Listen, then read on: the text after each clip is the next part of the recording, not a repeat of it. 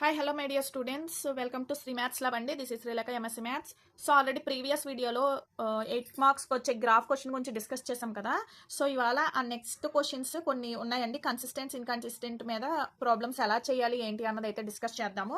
So ఇంకా first time ఎవరైనా చూసిన వాళ్ళ గురించి ముందు ఒకసారి మళ్ళీ కన్సిస్టెంట్ వాల్యూస్ మళ్ళీ ఒకసారి చెప్తున్నాను చూడండి. సో రెండు మనకి ఈక్వేషన్స్ ఇలా సిస్టమ్ ఆఫ్ ఈక్వేషన్స్ ఉన్నప్పుడు సో మనకి చూడండి కండిషన్స్ అనమాట. ఇది యూనిక్ సొల్యూషన్ అన్నది ఉంటుంది. ఇలా కోఇన్సిడెంట్ అయినప్పుడు విచ్ ఈజ్ ఏ ఇన్కన్సిస్టెంట్. ఓకేనా.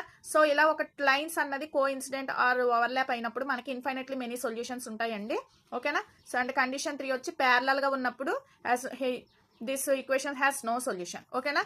సో ఇలా ఈ కండిషన్స్ చెప్పాను. నెక్స్ట్ వీటికి ఈక్వేషన్స్ కి మనకి కండిషన్స్ కూడా చెప్పానండి.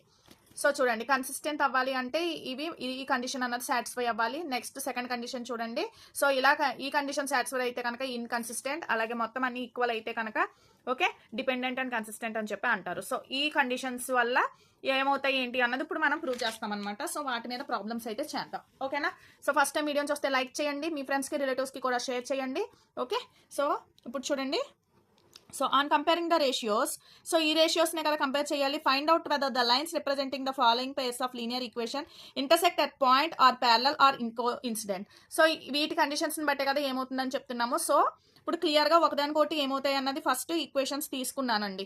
సో ఇచ్చిన 2 ఈక్వేషన్స్ తీసుకున్నాను. సో ఈక్వేషన్ 1ని చూడండి దేంతో కంపేర్ చేశాను, a1x plus b1y plus c1 is equal to 0తో కంపేర్ చేశాను. ఓకే. సో ఇప్పుడు చూడండి, a1 అంటే ఏంటంటే ఇక్కడ 5, b1 అంటే ఇండికేట్ మైనస్ కూడా ఉంది కదా, సో సైన్తో సహా వేయాలి. సో -4, c1 అంటే 8.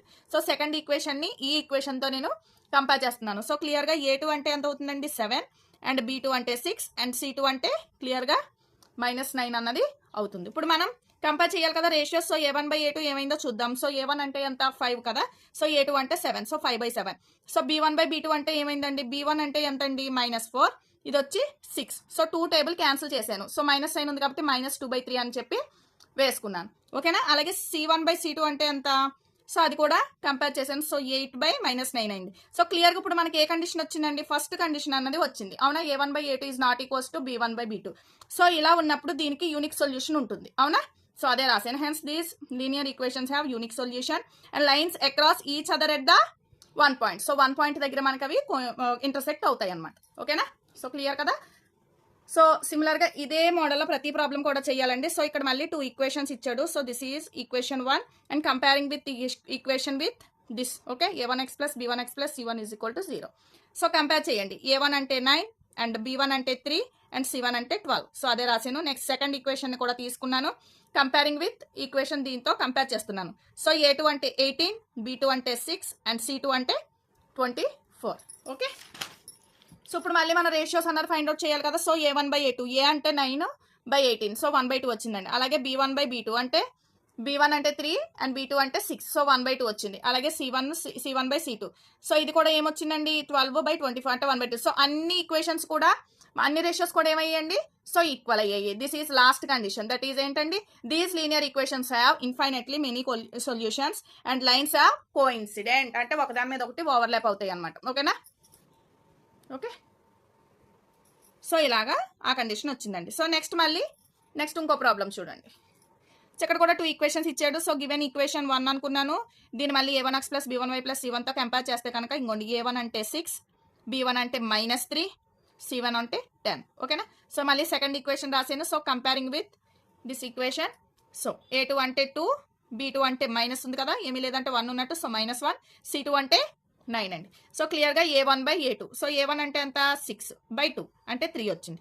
నెక్స్ట్ b1/b2, b1 అంటే -3/b2 అంటే -1, మైనస్ క్యాన్సిల్, 1 ఇందులో 3 టైమ్స్ పోతుంది. సో ఇది కూడా 3 వచ్చింది. నెక్స్ట్ c1 c2 అంటే ఇది. సో ఇప్పుడు ఏమైందండి, ఫస్ట్ 2 రేషియోస్ ఈక్వల్ వచ్చి లాస్ట్ నాట్ ఈక్వల్, అంటే సెకండ్ కండిషన్ అన్నది అయింది.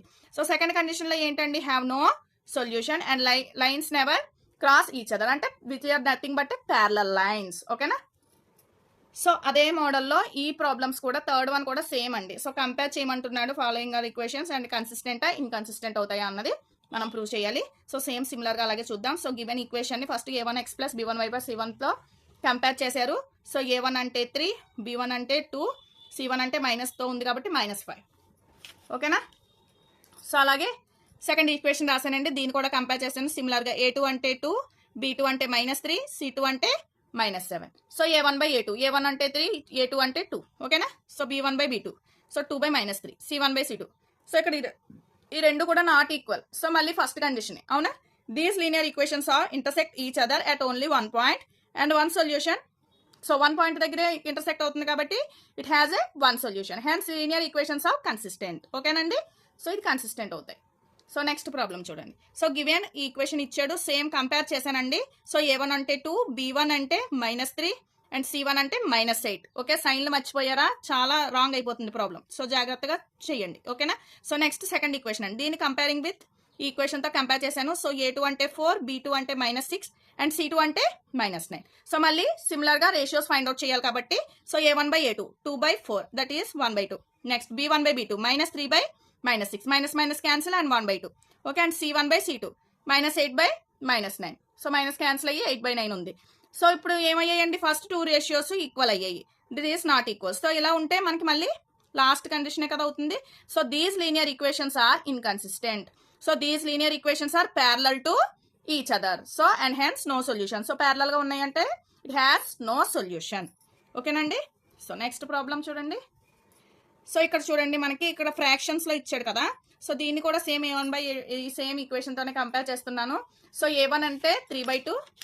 ఓకే, a1 అంటే 3/2 అండ్ b1 అంటే చూడండి 5/3 అండ్ c1 అంటే -7, మైనస్ ఉంది కాబట్టి. ఓకేనా? సో అలాగే కంపేర్ నెక్స్ట్ సెకండ్ ఈక్వేషన్ రాసుకున్నాను.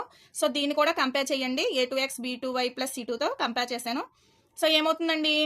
a2 అంటే 9, b2 అంటే -10 అండ్ c2 అంటే -14. ఓకేనా? సో మళ్ళీ రేషియోస్ ఫైండ్ అవుట్ చేద్దాం. సో a1 అంటే 3/2 బై a2 అంటే 9. సో 3/2 లాగే ఉంది, బై 9 కాబట్టి పక్కకి మనకి వెళ్ళినప్పుడు ఏమవుతుందండి? ఇక్కడ 1/9 అవుతుంది. అవునా? సో అదే రాసాను. సో క్యాన్సిల్ చేసాను. ఎంత అవుతుంది? 1/6. సో నెక్స్ట్ 5/3 అవునా? బై b2 అంటే -10. సో వేసాను. మళ్ళీ 5/3 ఇంటూ ఇది ఏమవుతుందండి? ఇంటూ 1/-10. సో క్యాన్సిల్ చేశాను. ఇది -1/6 వచ్చింది. ఓకేనా? ఇక్కడ 1/6 వచ్చింది, ఇక్కడ -1/6 వచ్చింది. Okay, so c1/c2. c1 అంటే ఎంతండి? -7, c2 అంటే -14. సో వేసాను, క్యాన్సిల్ చేశాను. 1/2. సో ఇప్పుడు కండిషన్ ఏంటండి? మనకి రెండు ఈక్వల్ కాదు, ఏవి ఈక్వల్ అవ్వలేదు. సో ఈ రెండు కూడా మనకి నాట్ ఈక్వల్. అవునా? సో నాట్ ఈక్వల్ అంటే సో ఫస్ట్ కండిషనే కదా. సో ఇంటర్సెక్ట్ అవుతుంది at only one point and it has only one solution. Hence there are consistent. Okay, solution అన్నట్లని కన్సిస్టెంట్ అనే అంటారు. ఓకేనా? So next problem. So equation చూడండి. సో మళ్ళీ అగైన్ కంపేర్ చేశాను. సో a1 అంటే 5 అయింది, b1 అంటే -3, c1 అంటే -11.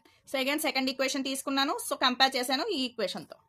ఓకేనా? సో ఇక్కడ చూడండి, a2 అంటే -10 అండ్ b2 అంటే 6 అండ్ c2 అంటే 22.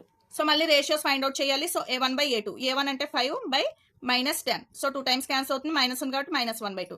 సో క్లియర్గా b1/b2 -3/6, ఇది కూడా -1/2. అండ్ c1/c2 కూడా చూడండి -11/22 కదా. సో అది కూడా క్లియర్గా -1/2 అయిందండి. సో ఇవన్నీ కూడా ఏమయ్యాయి? రేషియోస్ అన్నీ కూడా మనకి ఈక్వల్ అయ్యాయి. ఓకేనా? సో ఈక్వల్ అయ్యాయి కాబట్టి కోఇన్సిడెంట్ లైన్స్ ఇవన్నీ కూడా కండిషన్ ప్రకారం. అవునా?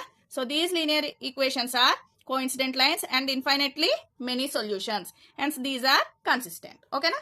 సో క్లియర్గా రాసేస్తారు. సో సిమిలర్గా ఇది కూడా అంతే చూడండి. సో గివెన్ ఈక్వేషన్ రాసేసారు. ఓకే, సో కంపేర్ చేశారు. సో a1 అంటే 4/3, b1 అంటే 2 అండ్ c1 అంటే -8. ఓకేనా? సో నెక్స్ట్ మళ్ళీ సెకండ్ ఈక్వేషన్ తీసుకోండి. సో అది తీసుకున్నాము. సో వీటిని కూడా సేమ్ అగైన్ కంపేర్ చేయండి. a2 2, b2 వచ్చి 3 అండ్ c2 వచ్చి -12 అవుతుంది.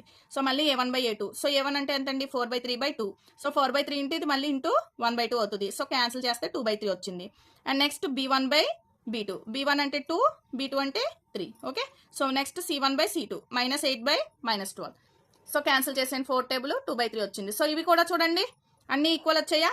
So these linear equations are parallel so last condition వచ్చింది కదండి. సో కోఇన్సిడెంట్ అయినట్టు అన్ని ఈక్వల్ అవుతుంది అంటే coincident, that is nothing but overlap అవుతాయి అనమాట. అవునా? Have infinitely many solution and hence these are consistent. ఓకేనండి? సో క్లియర్ కదా. సో నెక్స్ట్ ఇది కూడా కండిషన్ చెక్ చేసి గ్రాఫ్ చేయాలన్నమాట. సో నెక్స్ట్ వీడియోలో ఇది చూద్దాం. సో ఫస్ట్ టైం ఎవరైనా మన ఛానల్ చూస్తే సబ్స్క్రైబ్ చేసుకుని సపోర్ట్ చేయండి. మీ ఫ్రెండ్స్కి రిలేటివ్స్కి కూడా షేర్ చేయండి. Thanks for watching this video.